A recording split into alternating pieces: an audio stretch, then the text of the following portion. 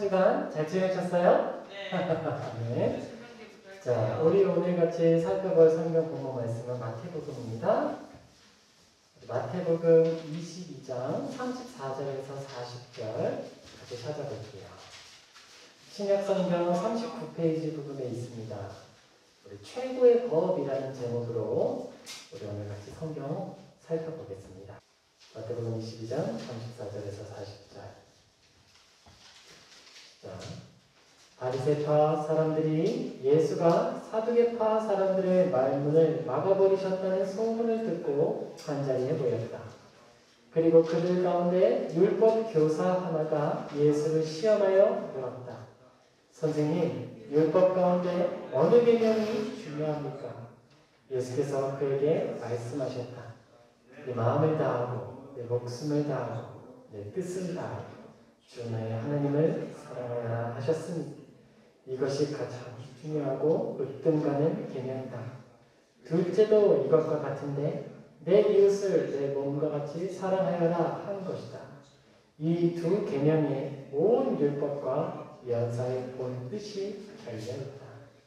아멘. 우리 지난 시간에 설교를 들었습니다. 지난 시간에는 신명기 6장 우리 설교를 살펴봤죠. 성경을 같이 봤어요. 그 본문을 통해서 우리가 읽었던 본문도 바로 이것이었죠. 마음을 다하고 목숨을 다하고 뜻을 다하여 주 너의 하나님을 사랑하라. 그리고 신명기 본문에서 이 말씀을 어떻게 사용하고 어떻게 가지고 있으라고 했는지 기억나시나요? 먼저는 어디에 두라 그랬죠? 이 말씀을 그냥 앉을 때나 설 때나 그냥 계속 살펴보고 읽으라고 조언했어요. 그리고 어디에 있죠? 문서 쪽. 문의 기둥에 이 말씀을 새겨놓고 두라고 했어요. 또 뭐라고 했죠? 그 다음에는 손목에 말씀을 적어서 매달아 놓으라고 했어요. 또 어디에 두라고 했을까요? 이마에 말씀을 적은 종들 두라 그랬어요. 하나님께서 우리에게 이 말씀을 주신 이유는 무엇이었냐면 문설중, 문의 기둥에다가 말씀을 둠으로써 나갈 때나 들어올 때나 그리고 말씀 안에서 앉을 때나 설 때나 이 본문을 읽고 기억하라는 거였죠. 손목에 두는 것은 일을 하면서 손을 뻗으면 보이죠? 손을 뻗을 때마다 하나님의 말씀을 기억하라는 겁니다. 그리고 이마에 그 말씀을 붙이라는 건 뭐였어요? 이것은 누구를 위한 거다? 우리에게 있어서 내 얼굴, 내가 볼 수 있습니까? 내 얼굴은 누구를 위한 거죠? 이웃을 위한 거죠. 내 얼굴은 나는 못 봐. 거울을 있을 때는 봐. 이마에 붙인 하나님의 말씀은 누가 읽는 거예요? 나를 통해 나의 이웃이 읽어주는 거예요. 하나님의 편지가 내 이마에 쓰여져서 전달되는 거예요. 하나님의 말씀을 이마에 붙인 자로 살아가라. 이런 교훈이었습니다. 그리고 예수님께서 이 말씀을 그대로 인용하시면서 말씀하시는 거예요. 우리 그 본문을 통해 확인하죠. 사두개인들, 부활은 없다라고 하는 사람들이 예수님께 왔다가 부활이 있다라고 하는 예수님의 확증을 듣고 물러갔습니다. 그리고 바리새인들, 율법을 지키는 일에 가장 열심히 있는 사람들이었어요. 예수께서 말씀하시는 그 말마다 우리가 도전을 해서 그 권위를 깨고 그 권위 위에 올라타자, 그 권위를 넘어서자 라고 하는 것들이 당시의 기득권, 당시의 권세를 가지고 있었던 종교 지도자들의 마음이었습니다. 이제 도전장을 내민 것은 율법을 잘 지키기로 유명한 바리새인들이었죠. 바리새인들이 예수님을 찾아가서 이야기를 합니다. 그 중에 제일 자신감 넘치는 사람이 질문을 던지죠. 이 질문은 어떤 율법이 제일 중요합니까? 라고 질문을 했을 때 대답을 하면 어떻게 됐냐? 대답을 하면 나머지 그 율법들에 대해서는 덜 지키는 자가 되는 거예요. 사람들이 이야기를 할 때 여러분 잘 들으셔야 돼요. 어떤 질문이든지 다 대답하는 게 옳은 게 아니에요. 때때로 어떤 질문은 질문 자체가 잘못되었기 때문에 답을 어떻게 하더라도 잘못되게 돼 있어요. 예를 들어서 하나님의 교회가 있습니다. 안산홍 증인회. 거기에서는 패드를 들고 다니면서 여러분한테 보여줄 거예요. 전철역 올라갔다 내려갔다 하는 곳이든 어디든지 가시면서 패드를 들이대고 하나님 믿으세요라고 전하는 사람들이 있다면 도망가세요. 말도 섞지 마세요. 질문이 틀렸어. 하나님이 전쟁을 만드셨습니까? 그렇게 이야기를 시작을 합니다. 아니죠. 질문 자체가 틀렸어요. 전제 자체가 틀려있어요. 이미 악한 것들이 하나님께로부터 왔습니까? 라고 하는 말로부터 시작하는 거예요. 잘못된 답은, 잘못된 질문은 그 질문 자체가 잘못된 답을 만들어내는 거죠. 사탄이 뱀으로 아담과 하와를 유혹할 때 어떻게 했어요? 똑같은 방식이었죠. 질문 자체가 틀렸죠. 어떤 열매도 먹지 말라 하더냐? 라고 질문을 했죠. 질문 자체가 틀렸어요. 틀린 질문에 답을 하는 것으로부터 부패가 잘못됨이 시작됐던 거죠. 율법교사의 질문은 잘못된 질문이었습니다. 그런데 예수님은 그 잘못된 질문을 통해서 우리에게 가장 중요한 이야기를 하시는 거예요. 선생님, 율법 가운데 어떤 계명이 중요합니까?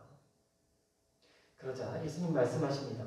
너의 마음을 다하고 목숨을 다하고 너의 뜻을 다하여 주 너의 하나님을 사랑하여라 하였으니 이것이 가장 중요하고 으뜸 가는 계명이다. 그런데 여기서 멈추지 않으시고 한 걸음 더 나아가시죠. 둘째 계명도 이것과 같은데 너의 이웃을 내 몸과 같이 사랑하여라 한 것이다. 첫 번째로 말씀하신 너의 마음을 다하고 목숨을 다하고 뜻을 다하여 주 너의 하나님을 사랑하여라 라고 하는 이 말씀은 모세가 전달해 주는 거예요. 그리고 예수님께서 그 계명 가운데 두 번째로 말씀해 주신 것은 예수님께서 그 율법을 완성해 주시는 겁니다. 여러분에게 제가 이런 이야기를 많이 했고 또 강조했어요. 제가 반복한다는 건 중요하기 때문에 강조해 주는 거죠. 우리가 믿음을 갖는 건 좋은 일입니다. 믿음을 가지고 살아간다는 건 좋은 일이에요. 그런데 그 믿음을 가지고 살아갈 때 믿음을 사용하는 방식에 있어서는 우리가 고민을 좀 해봐야 되는 거예요. 자, 어려움을 만난 친구들이 있습니다. 고난을 만난 친구들이 있어요. 나는 믿음을 가지고 있어. 믿음을 가진 친구가 고난당한 친구, 환난당한 친구에게 자, 믿음을 가지면 다 해결이 되니까 너는 무조건 믿어. 믿으면 끝나는 거야. 라고 말을 하고 그에게 믿음을 강요해. 그냥 힘든 일들을 극복하라고 강요해. 그럼 믿음을 제대로 쓰는 거예요? 아니에요? 아니라 그랬죠? 믿음을 제대로 쓰는 건 무엇이다? 믿음을 제대로 쓰기 위해서는 사랑의 방법으로 사용해야 한다고 이야기를 했어요. 예수님께서 말씀하시는 것도 바로 이거예요. 바로 이거예요. 마음과 뜻과 힘을 다하여 너희 하나님을 사랑하라. 그런데 둘째도 이와 같으니 너의 이웃을 너의 몸과 같이 사랑하라. 첫 번째 계명이 제대로 지켜지기 위해서는 두 번째 계명 없이는 불가능한 겁니다. 첫 번째 계명만 잘 지킵니다 라고 하면서 두 번째 계명 너의 이웃을 나의 몸과 같이 사랑하는 것을 소홀히 한다면 첫 번째도 제대로 지키지 못하는 것이 되는 거예요. 하나님을 사랑한다고 하고 나의 이웃에 대하여서 강팍하게 대한다면 그것은 하나님을 사랑하는 게 아닌 거죠. 그 이유에 대해서는 우리가 여러 가지 이야기를 할 수 있지만 가장 분명한 건 예수님이 이렇게 말씀하셨기 때문에 그래요. 너희들의 이웃을 너희들의 몸과 같이 사랑하여라. 우리가 또 여기서 고민해야 될 것이 있습니다. 우리가 어떤 좀 바르게 생각해야 할 부분인데요. 둘째도 그와 같으니 라고 하는 이 부분이에요. 자, 예수님께서 마음을 다하고 목숨을 다하고 뜻을 다하여 주 너의 하나님을 사랑하라 라고 말씀하셨습니다. 아멘이죠? 그런데 둘째도 그와 같으니 라고 이야기했을 때 강조점은 어디 있을까요? 첫 번째 거는 중요하고 둘 번째 거는 덜 중요해. 여기에 강조점이 있을까요? 아니면 첫 번째 것도 중요하지. 그런데 두 번째 것도 또한 중요하다. 동등성의 강조가 있을까요? 동등성이죠. 하나님께서 우리에게 주신 율법을 설명하면서 예수님이 강조하시고자 하는 것은 그 두 율법의 동등성이에요. 두 개 중에 하나라도 온전하지 않으면 어느 것 하나도 완성될 수 없다는 거죠. 마치 사람 인자가 우리 설명 주로 듣죠? 이 두 개가 잇대어서 있기 때문에 서 있을 수 있다. 하나가 치워지면 쓰러진다.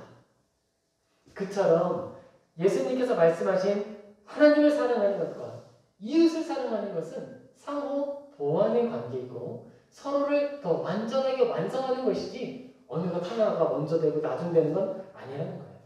그렇다면 우리는 어떻게 실천하게 될까? 예배의 자리가 있습니다. 여러분 예배의 자리가 있는데 예배의 자리에 나오는 중에 아픈 사람을 만났어. 어떤 사람이 하면서 쓰러졌어. 어떻게 해야 돼요, 여러분? 아니 나 교회 가야 되는데 부정 탔어. 그리고 빙 돌아서 가야 돼요? 그럼 어떻게 해야 되죠? 그분을 이렇게 세우고 도와주고 얼른 병원에 갈 수 있도록 해줘야 되는 거죠. 그래서 교회를 만약에 못 갔어. 그럼 어떻게 돼요? 그럼 난 주일 성수 못했으니까 죄 지었다. 이렇게 돼요? 하나님의 뜻을 온전히 수행한 것이 되는 것이죠.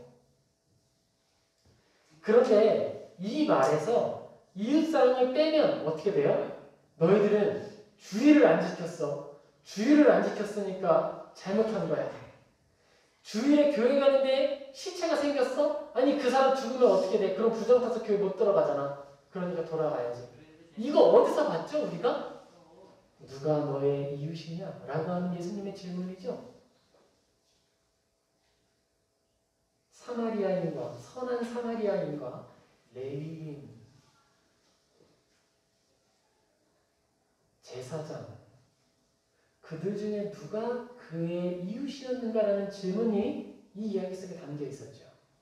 그런데 바리새인들은 어떻게 살았어요? 바리새인들은요, 율법이 우선이었어요. 마음을 다하고 뜻을 다하고 힘을 다해서 하나님을 사랑하는 외형은 있었어요. 진짜로 그들의 손목에는 말씀 종이가 붙어 있었고요. 이마에도 붙어 있었고요. 집에도 붙어 있었어요. 그리고 금식도 했고요. 지킬 수 있는 모든 규칙들을 만들어서 지켰어요. 성경에 나와 있지 않은 것도 새롭게 만들어서 지켰어요. 그런데 바리새인들이 지키지 않는 원칙이 있었어요. 뭐죠? 나의 이웃을 나의 몸과 같이 사랑하는 것은 지키지 않았던 거예요. 예수님은 바리새인의 이 질문을 통해서 바리새인들을 교정하시는 겁니다. 그리고 우리에게도 말씀하시는 거예요. 너희들 하나님 진짜 사랑하니? 정말 사랑해요 하나님. 저 예배 드리는 거 너무 좋아해요. 나는 예배가 최고야. 그래, 이웃을 사랑해라. 그것을 그 예배 사모하는 것만큼 사모해라. 사실 오늘날 이 질문을 우리가 받기가 좀 어려울 수 있어요. 왜냐하면 예배를 사모하지 않으니까. 좀 덜 사모하니까. 그런데 이 시대에 바리새인들에게는 중요한 원칙이었어요. 저에게 이런 경험이 있습니다. 자, 이 박형기 목사는 예배를 정말 사랑했어. 원래부터 사랑했느냐? 그렇지 않았어. 원래는요, 저도 예배를 드리거나 하면 국가 공부하잖아요? 없어져. 예배를 드리는데 없어지는 사람이었지. 예배를 드리는데 늦게 오는 사람이었고, 예배에 참여를 하더라도 마음으로 드리지 않는 사람이었어요. 예배는 누가 받으시는 거예요? 하나님이 받으시는 거지. 그런데 그걸 어떻게 생각했어? 내가 받는 것처럼 생각을 했어. 얼마나 교만하고 악했는지 몰라. 그런데 하나님은 나를 버리지 않으시고 붙드셔서 목사를 만드시는 과정에 인도하십니다. 자, 그 과정 가운데 어떤 일이 있었냐면 나는 예배를 너무 사모하는데 어떤 사람이 나한테 도움을 요청하는 거예요. 청소 일을 하시는 분이었어요. 집사님이신데 나는 집회를 가야 돼. 코스타라고 하는 유학생 집회를 가야 돼. 그런데 청소 일을 하는 집사님이 그분은 좀 힘들게 사시는 분이었거든요. 내가 이 일을 좀 해야 되는데 청소 일을 이걸 안 하면 이 계약이 끊어져서 생계가 좀 힘들어지고 삶이 어려워질 수 있는데 좀 도와달라고. 내가 이걸 꼭 해야 되는데 너 그때 집회 가는 거 아는데 예배 집회 가는 거 아는데 그거 좀 안 가고 나 좀 도와주면 안 될까? 이야기를 하는 거예요. 그래서 내가 어떻게 했을까? 마음의 갈등이 심했어. 나는 빨리 가서 이용규 선교사님 만나야 된다고. 내가 그분을 빨리 만나서 이야기를 들어야 돼. 내가 그분한테 내 삶의 질문들에 대해서 질문도 하고 변화도 받고 하나님 사모한다는 사실, 하나님 만나는 그 자리에 난 좀 나가고 싶은 거야. 그런데 말하는 거야. 좀 도와줄래? 도와줄 수 있어? 혹시 그렇게 가능할까? 마음의 갈등이 됐죠. 그래서 전도사님을 찾아갑니다. 당시의 전도사님이었어. 근데 한국에 와서는 나의 후배가 됐지. 놀라운 일이야. 근데 그분께 질문을 드렸어. 전도사님, 저 예배가 너무 드리고 싶어요. 저 예배를 너무너무 사모하는데 이렇게 도움을 요청하는 마음이 있어요. 어떻게 하죠? 매몰차게 거절하면 너무 좋겠는데 그분들의 사정이 눈에 뻔히 다 보이고 이게 피치 못할 사정이라는 것도 알기 때문에. 왜냐하면 호주라는 환경에서 한국인은 이방인이잖아요. 그러니까 계약을 하는 것도 아니고 그냥 우리들의 친분으로 청소일을 해주면서 생계를 하시는 분이었단 말이에요. 그러니까 여기서 그냥 한 번 안 하고 못하고 펑크내면 어떻게 돼요? 다음에 청소일을 안 줘. 그러면 생기가 힘들어지는 거야. 그러니까 우리 전사님 말씀하시는 거예요. 너의 마음 가운데 예배 사모하는 마음이 조금이라도 부족하다면 절대 안 된다. 예배를 사모하고 예배의 자리를 지키는 것이 우선이다. 그게 돼야 된다. 근데 내가 예배를 한 번도 빠진 적이 없거든요. 예배 사모함을 그걸 거짓으로 할 수는 없지. 그런데 그런 마음 가운데 공예배가 일단 아니었고 공예배가 아니고 집회기도 했고 말씀하시는 거예요. 집회. 그 집회에 나가서 우리가 얻으려고 하는 마음이 무엇이냐라고 할 때 먼저는 하나님을 사랑하는 것이고 두 번째는 이웃을 사랑하는 마음을 얻기 위해서 우리는 예배를 드린다. 우리가 공예배라면 그것에 대해서는 분명히 지키고 원칙을 갖출 수 있도록 노력해야 하는 것이 맞지만 집회라고 하면 너희들 가운데 우리들 가운데 하나님 사랑하는 마음에 안타까움이 드는 선해를 입는 것처럼 여겨지는 일이라고 한다면 그분을 좀 도와드리고 일찍 마치게 해달라고 이야기를 해보아라. 그렇게 해서 나는 말씀을 드리고 일을 엄청 빨리 해서 진짜 엄청 열심히 해가지고 빨리 마치고 조금 늦게 그렇게 집에 들어갔던 경험이 있습니다. 예배를 사모한다, 하나님을 사랑한다 라고 하는 이것이 때때로 우리를 더 강팍하게 만들 때가 있어요. 강팍이라는 말은요, 마음이 딱딱해지고 완악해지고 완고해진다는 거거든요. 예배를 잘 드리고 하나님을 사랑할수록 우리가 완고해질 수가 있어요. 왜냐하면 하나님을 사랑하고 하나님의 말씀을 따르라고 하는 것은 성경에 나와 있는 진리잖아요. 우리의 행동 자체를 성경이 뒷받침해 준다고요. 나는 떳떳해. 떳떳한 마음으로 다른 사람의 심장을 찌를 수가 있어. 공격할 수 있어.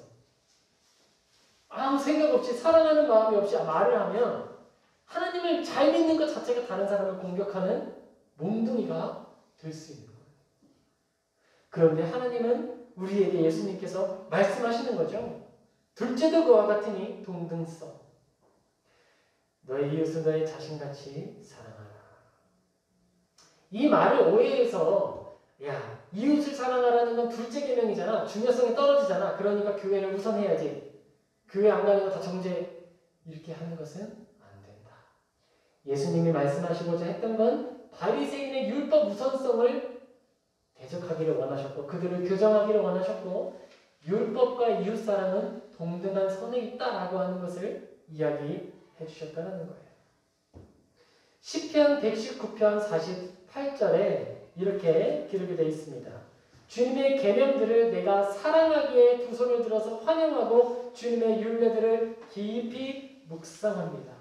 환영하고 묵상한다. 하나님의 말씀 그 계명들을 환영하고 묵상한대요. 그런데 환영하는 것과 묵상하는 그 원인이 무엇인지 아시죠? 사랑하기 때문에. 하나님, 내가 마음과 뜻과 힘을 다해서 하나님을 사랑합니다 라고 하는 그 표현을 어떻게 할까요? 우리가 가진 모든 거, 옷도 다 벗어서 하나님께 드려. 그럼 하나님 옷 입으세요? 하나님 굿지! 이렇게 하면 하나님 받으시나? 안 받으셔. 하나님은 그거 없어. 필요가 없어. 충만하시거든요. 하나님이 원하시는 건 무엇이냐? 너나 사랑해? 그러면 말씀 읽어. 묵상하자. 시편을 기록한 시편의 기록자는 말하는 거예요. 내가 하나님의 계명을 사랑하기에 두 손을 들어서 환영하고 주님의 율례를 깊이 묵상합니다. 그리고 그러면 하나님을 사랑하는 사람들은 어떻게 그 사랑을 또 표현할까? 시편 119편 47절입니다. 주의 계명을 내가 사랑하기에 그것이 나의 기쁨이 됩니다. 하나님의 말씀을요, 기뻐하라는 거예요. 이 기뻐하는 건요, 읽는 것부터 시작이지, 읽어야지.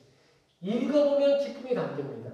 나 같은 경우에는 10편 73편이 참 나에게 큰 기쁨이 됐어요. 위로가 됐어요.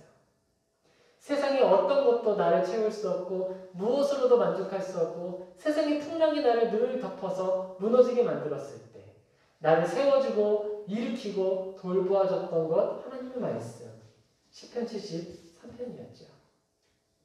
하나님께서 주신 그 말씀은요. 그냥 우리에게 주신 말씀 그냥 읽으라고 주신 숙제 홈워크가 아니에요. 하나님께서 우리에게 주신 이 말씀은 생명 그 자체예요. 우리가 호흡하듯이 우리의 영혼도 호흡을 하는데 양식을 먹는데 그 양식은 성령이에요. 책은 마음의 양식이다. 믿지 않는 사람들도 말하죠. 믿는 사람들은 어떻게 말해야 돼요? 성경은 영혼의 양식이다 라고 말을 해야 하는 거예요. 드세요. 하루 3번. 밥 먹을 때마다 드셔. 밥 먹는 것처럼 드셔. 굶지 말고 말씀을 드세요. 하나님의 말씀을 읽게 될 때에 어떤 효력이 발생할까? 하나님의 말씀을 읽으면요. 여러분 생명의 참된 의미를 부여받을 수가 있습니다. 내가 살아가는 이유가 뭔지 알 수 있어요. 내가 살아가는 이유를 알지 못하면 오늘 죽으나 내일 죽으나 차이가 없잖아. 이 일을 하든지 안 하든지 차이가 없잖아요. 그게 아니라 성경을 읽으면 그 안에서 당신이 어떤 존재인지 이야기해줘요. 네가 어떤 삶을 사는 것이 너를 가장 행복하게 하는지 이야기해줘요. 그리고 성경을 읽으면 생명이 참되고 영원한 결실을 맺도록 도와줍니다. 오늘 살고 내일 없어지는 그런 허탄한 안개와 같은 파도에 치는 거품 같은 그런 인생의 결실이 아니라 영원토록 빛나는 열매를 맺게 하는 거예요. 무엇을 사용해서? 여러분의 시간과 생명과 재능을 사용해서 맺을 수 있는 가장 탁월한 열매를 맺게 하는 거예요. 그리고 또 하나님의 말씀을 묵상하고 말씀 안에 머물 때 어떤 효과가 발생하느냐. 생명의 이 나의 모습이 얼마나 부족하고 연약하고 작고 하찮은지 깨닫게 하는 거예요. 이거는요. 자유함을 줘요. 자유함을 줘요. 내가 어떤 실수를 하거나 나에게 부족함이 나타나잖아요. 그때 나를 너무 높게 생각하면 어떻게 돼요? 나의 실수 한 번에 나는 좌절할 수 있어.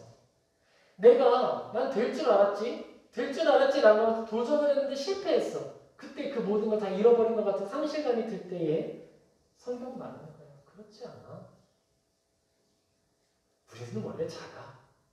그러니까 또 하면 돼. 그리고 내가 도와줄게. 그 모든 것이 선을 이룰 것이다 라고 위로하는 거예요. 그리고 하나님의 말씀을 읽을 때에 우리는 비로소 하나님의 달콤함을 알게 됩니다. 계명을 사랑하게 되는 그 이유와 계명의 사랑스러움을 바라보는 눈이 생기는 거예요. 우리가 이 땅을 살아가는 동안에 성경과 같이 우리의 마음을 위로하는 책은 없습니다. 너 실수했어? 괜찮아. 네가 죄가 많아? 너의 죄는 너 스스로도 용서가 안 돼? 이런 사람 주변에 있을 거예요. 예수 믿어. 구원받을 수 있어. 죄 용서해 주실 거야. 아니야. 난 내 죄가 너무 커서 난 용서받을 수 없어. 그러면서 울며 떠나가는 사람들. 그런데 말하죠. 너의 죄가 주홍 같을지라도.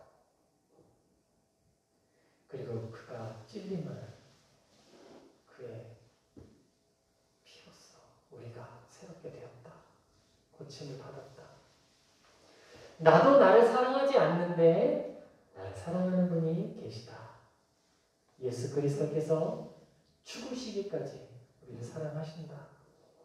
세상이 줄 수 없고 세상은 생각하지 못할 위로의 말들이 성경에 담겨 있고 그 성경을 통해 우리는 내 생명의 가치가 얼마나 높고 위대한지 확인하게 되는 거예요. 그리고 하나님의 말씀을 우리가 묵상할 때 하나님의 말씀을 따라서 마음을 다하고 목숨을 다하고 힘을 다하여 하나님을 사랑하고 나의 이웃을 나의 몸과 같이 사랑하기를 실천할 때 우리는 무엇을 얻을 수 있냐면요. 겸손을 얻을 수 있어요. 내가 하나님의 말씀 앞에 서고 실천하지 않았으면요. 교만해질 수 있어요. 아, 내가 이 정도 돼. 그런데 말씀 안에서 실천하는 삶을 살게 되면 내가 하나님께 버림받는 것이 합당하다라고 하는 결론에 이르게 됩니다. 그때부터 모든 게 은혜예요. 아, 나는 지옥불에 들어가서 불타 죽을 인생이다. 나는 죽어야 된다.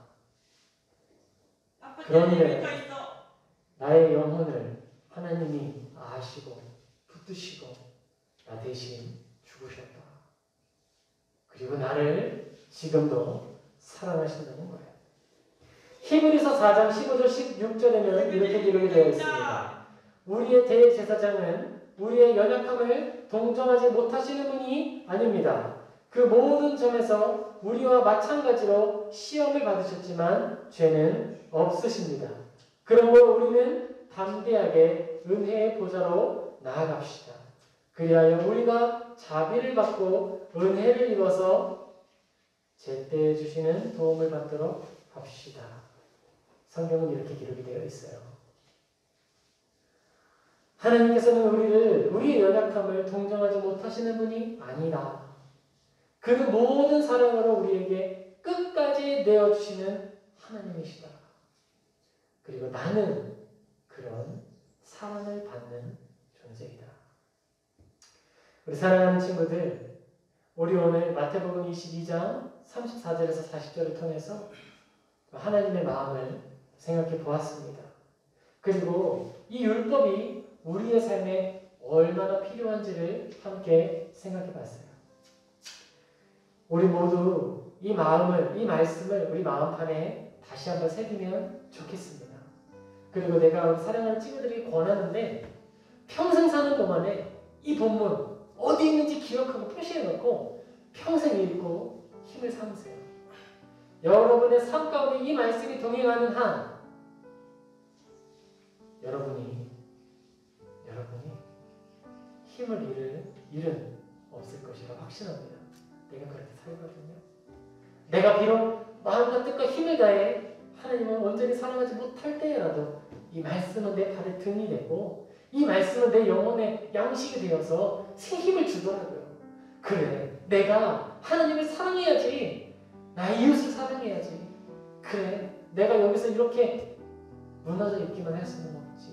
사랑할 수 있는 방법은 무엇일까? 하나님을 사랑할 수 있는 방법은 무엇이고 나의 이웃을 더 사랑할 수 있는 방법은 무엇일까?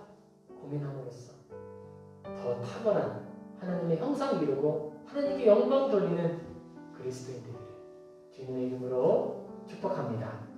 우리 같이 기도하겠습니다.